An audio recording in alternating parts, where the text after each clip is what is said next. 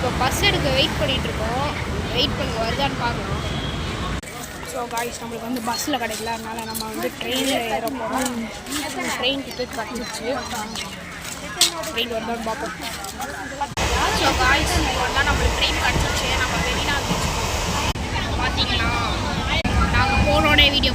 So அதுக்கு முன்னாடி எல்லோரும் ஹாப்பி இண்டிபெண்டன்ஸ் டே. பார்த்தீங்கன்னா ட்ரெயினை விட்டு வெளியே வரப்போம். மெரினா பீச்.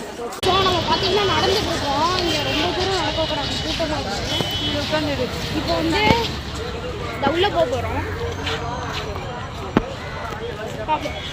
அங்கே பாருங்கள், தூரத்தில் பீச் தெரியுதா?